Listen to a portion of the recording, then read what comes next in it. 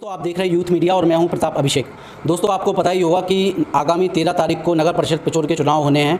उसी सिलसिले में यूथ मीडिया सभी वार्डों के जो भी प्रत्याशी हैं उनके पास जाकर उनकी बात को समझने का प्रयास कर रहा है और जो आपकी समस्याएं हैं उनको उनसे समझ रहा है और उनकी राय ले रहा है। तो इसी क्रम में आज हम आए हैं वार्ड क्रमांक 5 में, जो कि इंडिपेंडेंट कैंडिडेट हैं निशिकांत दुबे जी। उनसे पूछते हैं कि उनका क्या विचार है वार्ड को लेके, उनके वार्ड में क्या क्या कार्य होने चाहिए। सबसे पहले हम उनसे जानना चाहेंगे। निशिकांत जी, सबसे पहले अपना परिचय दीजिए। मेरा नाम निशिकांत दुबे है और मेरी माताजी श्रीमती स्नेहलता दुबे वो वार्ड क्रमांक 5 से चुनाव लड़ रही हैं। और सबसे बड़ी बात यह है कि हम इंडिपेंडेंट प्रत्याशी हैं। इंडिपेंडेंट प्रत्याशी का मेरा कभी कोई मोटिव नहीं रहा। मैंने कभी ना बीजेपी से टिकट मांगा ना मैंने कांग्रेस से टिकट मांगा। रीज़न ये है कि मैं दोनों से ही सहमत नहीं था, इस कारण से मैं इंडिपेंडेंट लड़ रहा हूँ। और ये व्यक्तिगत चुनाव होता है, पार्षद का जो चुनाव है बहुत व्यक्तिगत चुनाव है।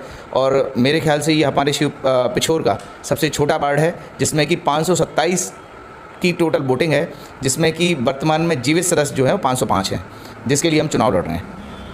तो आपके वार्ड की जो प्रमुख समस्याएं हैं वो क्या क्या हैं? हमारे वार्ड की सबसे प्रमुख समस्या है रास्ते को लेके मैं आपको बता दूं कि 1998 से लेके 2005 तक हमने लगातार लड़ाई लड़ी है। जिसके बाद पहले जब रास्ता था, कभी यहाँ के पिछोरवासी या बाढ़वासी आपको बता सकते हैं कि एक हमारे यहाँ पहले भैया साहब जी लोधी मंत्री जी थे, उनका प्लॉट पड़ा हुआ था जिसमें बाउंड्री थी। ये उनकी खुशकिस्मती या उनका आशीर्वाद कह लो या उनका प्रेम भाव कह लो कि जिन्होंने प्लॉट में से अपने निकलने के लिए रास्ता दी। अदरवाइज़ कब्रिस्तान के पास से रास्ता थी, जिसके लिए लगातार हमने प्रयास किए। सरकार के पास गए, एसडीएम के पास गए, कलेक्टर के पास गए। और मैं व्यक्तिगत अपने लिए नहीं कहता ये वाली बात, वार्ड के सभी लोगों को उसमें बराबर सहयोग। वर्तमान में हमारे कुस्बा समाज के लोग जो रहते हैं, मंडी के पीछे 2 गोदाम बने हुए हैं, आपने शायद देखा होगा, जनता ने देखा होगा। तो उनकी प्रमुख समस्या थी रास्ता, और है अभी वर्तमान में वो बराबर कायम है। जिनको बेचारों को रात को सब्जी की डलियां लेके जो आती हैं, सुबह सब्जी की डलियां लाती हैं और रात को जाती हैं करीब 9, साढ़े 9, 10 बजे।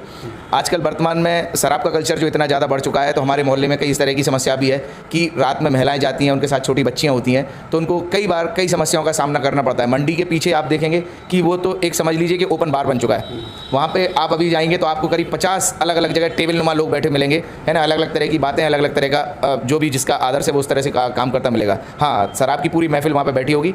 उस कारण से जैसे कई घरों में रात में लाइट नहीं है, वहाँ लाइट की बहुत बड़ी समस्या है। कुस्बा समाज जो पीछे रहता है उनकी लाइट की बहुत बड़ी समस्या है, जिसके कारण बेचारे घरों में बनी लैट्रिनों में फ्रेश होने नहीं जा पाते हैं। दूसरी बात एक और है कि उनके घर के पास से, खेत के सामने से एक रास्ता गया है 55 फीट का, जिस पे किसी प्रत्याशी की नज़र ही नहीं है। क्योंकि प्रत्याशियों का सीधा सा मोटिव ये है कि आप हमको वोट दे दो और हमसे पैसा ले लो, दारू ले लो, मुर्गा ले लो, ये आप हमसे ले लो और हमको वोट दे दो। एक कैंडिडेट खड़ा करना होता है। चलिए ठीक, ये तो आपके वार्ड की समस्याएं हैं। अगर आपको मान लीजिए जनता ने अगर चुन के भेजा तो आप वार्ड के लिए क्या क्या करना चाहेंगे? मैं आपको सबसे पहले बता देता हूँ कि सबसे मेरी पहली प्रायोरिटी है रास्ता, और अच्छा रास्ता। अभी आप देखने जाएंगे, आप पूरे पिछोर में, बल्कि पूरे मध्य प्रदेश में नल जल योजना आई। नल जल योजना का जहाँ भी काम हुआ वहाँ पे उन्होंने बीच सड़क में से रास्ता खोदा है, और खोदने के बाद बड़े शहरों में और बड़ी जगहों पे तो सारे रास्ते प्रॉपर बना दिए गए, मगर छोटी जगहों पे चूँकि भाई उनकी सरकार है तो इसलिए उनसे कोई कहने वाला नहीं है, तो विरोध कौन करेगा। तो विरोध ना करने के चलते जैसी रास्ता थी वैसी पड़ी हुई है। उन्होंने सस्ते में थोड़ा बहुत कहीं कुछ कर भी दिया, यदि कोई गली में कोई प्रभावशाली व्यक्ति है तो वहाँ पर काम हो गया, अदरवाइज़ कहीं पर काम नहीं हुआ है। तो सबसे पहले सड़क। दूसरी चीज़ जो मैं करूँगा, वो पहला मैं काम करूँगा नालियों के पानी का निकास, जो घर का पानी होता है, वेस्टेज पानी, उसके निकास की प्रॉपर व्यवस्था।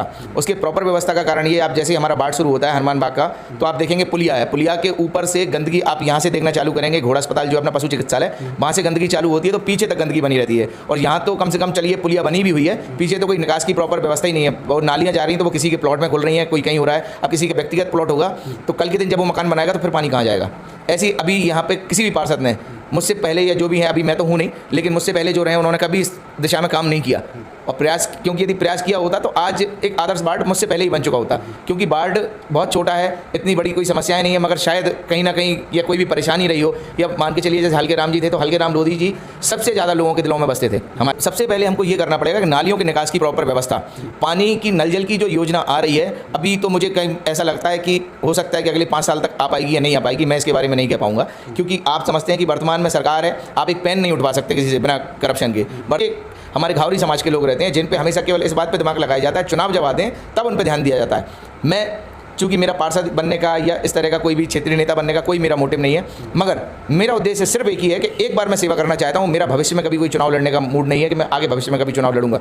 चूँकि मेरी माताजी उस मोहल्ले की बेटी है, मेरा ननिहाल है उस मोहल्ले में, तो मैं पूरी नालियाँ जो है वो हमेशा साफ़ रहे, मैं ऐसी व्यवस्था करूँगा, मैं ऐसा प्रयास करूँगा जब मैं बन जाऊँगा कि रोज़ नालियाँ साफ़ हो, रोज़ नहीं हो तो अल्टरनेट डेज में हो, सड़क झाड़ू कम से कम प्रॉपर लगे, कचरे की निकासी प्रॉपर हो। जो लोग महत्वपूर्ण मुद्दा वार्ड क्रमांक 5 का है, वो समस्या सबसे बड़ी है बिजली के तारों की। बिजली के तार आप देखेंगे कि बड़ी हाई टेंशन लाइन है, क्योंकि पिछोर में 32 kV का पावर हाउस है। इस कारण से वहाँ पे बहुत हैवी लाइन निकली है, जिससे कि अभी कुछ दिन पहले ही एक हमारे जाटव समाज का भाई जो कि उसे करंट लगा, उसको बेचारा मर गया।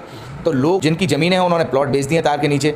तो मैं ऐसा प्रयास करूँगा कि उनकी प्रॉपर व्यवस्था हो पाए कि उन तारों की या तो ऊंचाई बढ़ाई जाए या क्षेत्र से या पीछे से कहीं से उनकी निकालने की प्रॉपर व्यवस्था की जाए। ये मेरा मेन मुद्दा रहेगा। चलिए, ये तो आपके नागरिकों की समस्या हो गई आपके वार्ड के। आपने अभी बोला कि आदर्श वार्ड, तो आदर्श वार्ड से आपका क्या मतलब है? आदर्श वार्ड का अर्थ ये होता है कि एक तो सबसे पहले कि हमको रात में जब बच्चे घूमें, जैसे शहरों में होता है एक कॉलोनी जब काटी जाती है तो कॉलोनी काटने के साथ साथ में उनको नालियाँ बनाना, प्रॉपर सड़क बनाना, उसकी सफाई का ध्यान रखना, आसपास गार्डनिंग करना है ना, प्लांटेशन करना, पौधारोपण करना।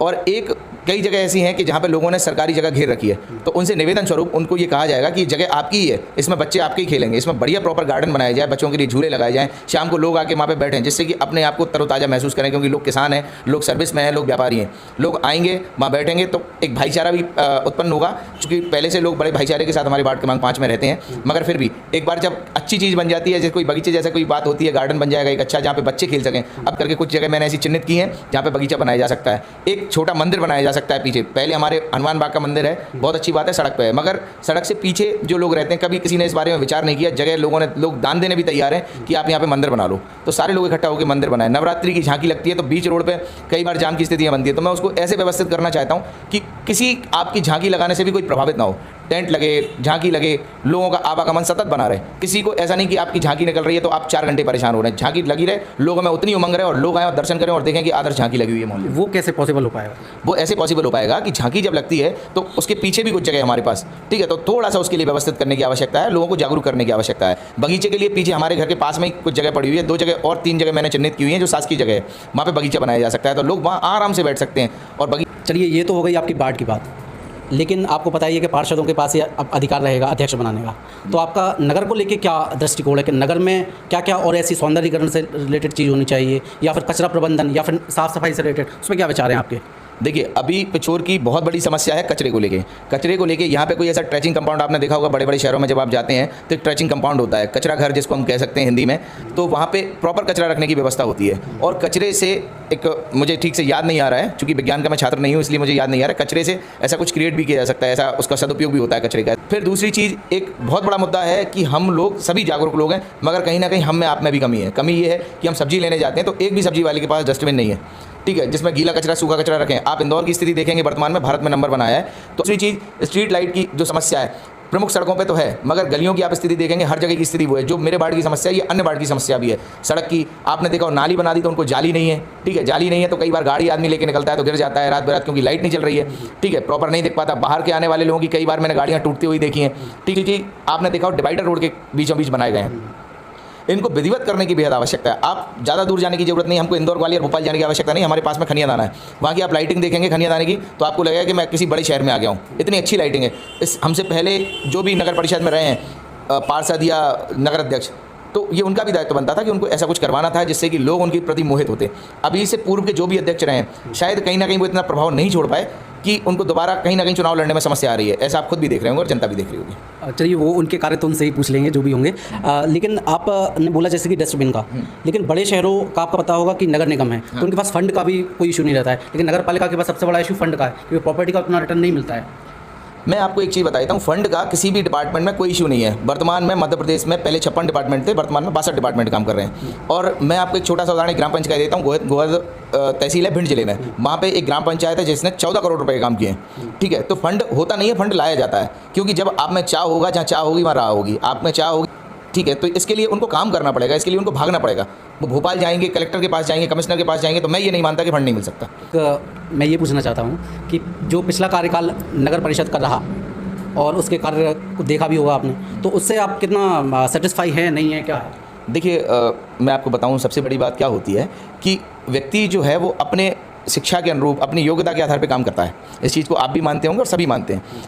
तो मैं उनके काम से ऐसा नहीं कि सेटिस्फाई नहीं हूँ, मगर हो सकता है कि उन कई चीज़ों की उनको जानकारी ना हो, ऐसा मैं मानता हूँ। हाँ, उन्होंने काम करने का प्रयास किया। उसके पहले विकास पाठक जी रहे नगर अध्यक्ष, उन्होंने बहुत अच्छा काम किया। तो हमारे अभी वर्तमान में निवर्तमान हो गए हैं संजय पाराशर जी, उन्होंने भी बहुत अच्छा काम किया। लोग जो एक वो काम नहीं कर पाए, वो सबसे बड़ा काम ये है कि थोड़ा सा उनको काम करना था कि डिवाइडर आपने बनाए हैं या डिवाइडर के लिए आपने काम किया है, तो नई बस्ती से लेके या नरिया से लेके आप शिवपुरी रोड के जहाँ पे हम बैठे हुए हैं कोर्ट परिसर, यहाँ तक डिवाइडर बनाने चाहिए थे। थोड़े से सड़कों के चौड़ीकरण की आवश्यकता है, क्योंकि डिवाइडर बनाने के बाद सड़क पर रास्ता कम बचता है, तो जिससे कि एक समय में कम से कम 2 वाहन निकल सकें, ऐसा वो कर सकते थे। तो इसके लिए प्रॉपर नाली भी बनाने की बेहद आवश्यकता है। अभी आप देखेंगे नाली कहीं पे भी नहीं है, डिवाइडर बने हुए हैं लेकिन सड़क के किनारे पानी निकास की कहीं पे भी व्यवस्था नहीं है, ऐसा मैं मानता हूँ। निशिकांत जी धन्यवाद, आप यूथ मीडिया के इस प्लेटफॉर्म पर आए। बहुत बहुत धन्यवाद चौहान साहब, आपका बहुत बहुत धन्यवाद। तो ये थे निशिकांत जी जो वार्ड नंबर 5 से निर्दलीय उम्मीदवार हैं।